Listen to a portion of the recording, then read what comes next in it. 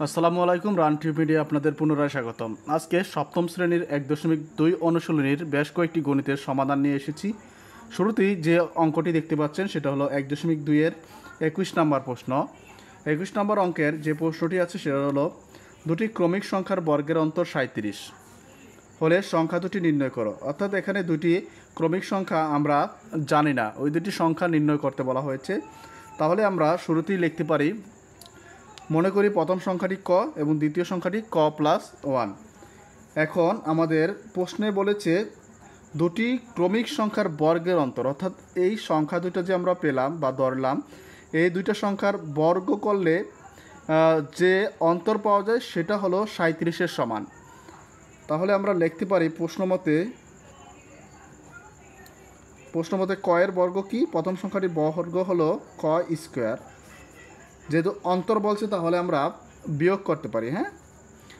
বিয়োগ দ্বিতীয় সংখ্যাটি হলো ক প্লাস 1, তার উপরে আমরা স্কোয়ার দিতে পারি, সমান কত? বর্গের অন্তর 37। তাহলে এখন আমরা সমাধান করি। এখানে যদি ক স্কোয়ার রেখে দেই মাইনাস, এখানে দেখেন একটা সূত্র পাওয়া যায়। সূত্রটা হলো ক প্লাস 1 মানে আমরা জানি এ প্লাস বি এর হোল স্কোয়ারের সূত্র পাই।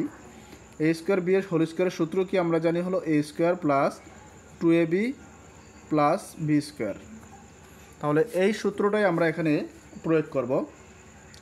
এই সূত্রটা যদি প্রয়োগ করি তাহলে কি পাই? ক এর উপরে, যেহেতু ককে আমরা এ ধরছি, তাহলে ক স্কোয়ার প্লাস 2ab অর্থাৎ 2 ক আর 1, 2 ইন্টু ক into 1, 2ab plus B square মানে হলো 1 এর উপরে স্কোয়ার সমান 37।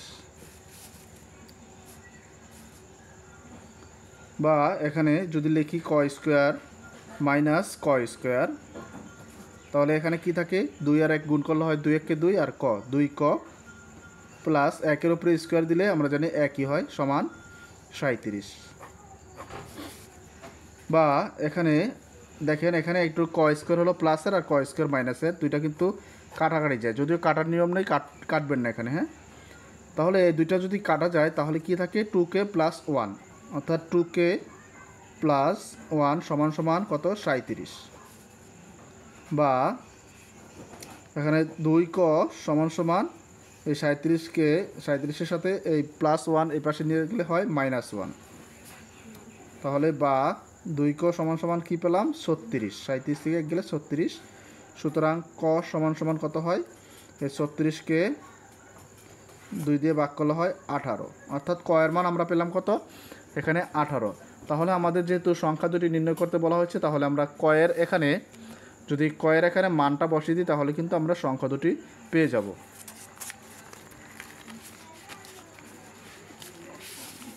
তাহলে এখানে লিখতে পারি, সুতরাং প্রথম সংখ্যাটি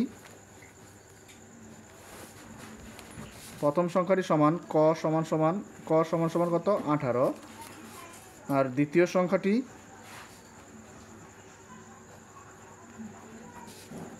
সংখ্যাটি কি পেয়েছিলাম? ক প্লাস 1 পেয়েছিলাম না? দেখেন, দ্বিতীয় সংখ্যাটি পেয়েছিলাম ক যোগ 1। তাহলে ক যোগ 1, ক এর এখানে যদি মানটা বসিয়ে দিই, ক এর মানটা 18 যোগ 1 সমান সমান কত হয়? 19। তাহলে আমাদের সংখ্যা দুটি নির্ণয় করা হয়ে গেল, অর্থাৎ 18 আর 19 হলো উত্তর। এখন 22 নম্বর প্রশ্নে কি বলা হয়েছে দেখেন, এমন দুটি ক্ষুদ্রতম ক্রমিক সংখ্যা নির্ণয় করো যাদের বর্গের অন্তর একটি পূর্ণবর্গ সংখ্যা। অর্থাৎ এমন দুইটি সংখ্যা, ক্ষুদ্রতম ক্রমিক সংখ্যা নির্ণয় করতে হবে যাদের বর্গ করলে অন্তর হয় একটি পূর্ণবর্গ সংখ্যা। অর্থাৎ বর্গ করলে যে বিয়োগটা আসে সেটা হলো একটা পূর্ণবর্গ সংখ্যা হয়। তাহলে আসুন দেখি গণিতটা সমাধান করার চেষ্টা করি। তাহলে আমরা আগের অঙ্কটার মতোই এটা ধরে নেব। মনে করি সংখ্যা দুইটি, বা প্রথম সংখ্যা দ্বিতীয় সংখ্যা লিখতে পারেন। সংখ্যা দুটি, মনে করি সংখ্যা দুটি ক ও ক প্লাস 1। আর সংখ্যা দুটির, সুতরাং সংখ্যা দুটির বর্গ কি হয়? সংখ্যা দুটির দুটির বর্গ, সংখ্যা দুটির বর্গ হয় ক স্কোয়ার ও ক যোগ 1 তার উপরে স্কোয়ার। তাহলে আমরা তাদের অন্তর বের করতে পারি। সুতরাং তাদের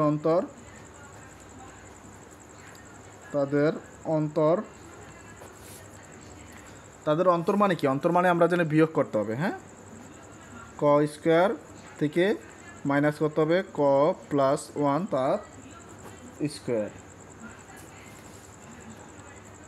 এখন আগের মতো করে আমরা বিয়োগ করার চেষ্টা করি। এখানে ক স্কোয়ার যদি হয় তাহলে এখানে মাইনাস দিয়ে আমরা কি পেয়েছিলাম? ক স্কোয়ার প্লাস 2ক প্লাস 1।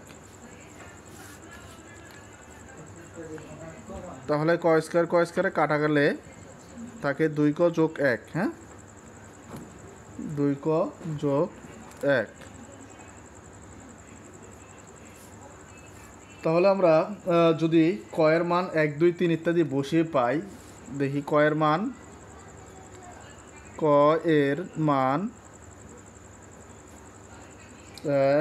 2 3 4 5 ইত্যাদি ডট ডট ডট বসিয়ে কি পাই দেখি। বসিয়ে পূর্ণবর্গ সংখ্যা পাই কিনা। হ্যাঁ, বসিয়ে পাই। তাহলে ক সমান 2 যদি বসায়, ক সমান 1 যদি বসায়, প্রথমে ক সমান 1 হলে, ক সমান যদি 1 হয় তাহলে কি হয়? 2 এর সাথে যদি আমরা ক এর মান 1 বসাই প্লাস 1, তাহলে কি পাই? এখানে 2 1 2 আর 1 3। 3 কিন্তু পূর্ণবর্গ সংখ্যা নয়। হ্যাঁ, পূর্ণবর্গ নয়। আর ক সমান সমান 2 যদি হয়, 2 হলে কি হয়?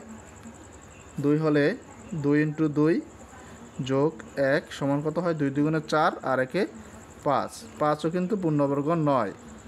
পূর্ণবর্গ নয়। এখন ক সমান 3 বসাই। ক সমান 3 যদি বসাই, 3 হলে, ক সমান 3 হলে কি হয়? 2 × 3 যোগ 1। 3 2 6 আর 1 7। 7 কি পূর্ণবর্গ? না, 7ও কিন্তু পূর্ণবর্গ নয়। পূর্ণবর্গ নয়। তাহলে ক সমান হলো, যদি আমরা 4 বসাই, 4 হলে কি হয়? ক সমান 4 হলে কি হয়? 2 × 4 যোগ 1। 4 2 8 আর 1 9। এই তো আমরা 9 পেয়ে গেলাম। 9 একটি পূর্ণবর্গ সংখ্যা, যা পূর্ণবর্গ সংখ্যা। তাহলে আমরা ক্ষুদ্রতম সংখ্যা কি পেলাম? 4। হ্যাঁ, ক্ষুদ্রতম সংখ্যাটি পেয়ে গেলাম 4, কারণ 4 বসানোর ফলেই কিন্তু আমরা পূর্ণবর্গ সংখ্যাটি পেয়ে গেছি। তাহলে ক্ষুদ্রতম সংখ্যা, সুতরাং আমরা লিখতে পারি ক্ষুদ্রতম সংখ্যা সমান সমান হলো 4, এবং অপর সংখ্যাটি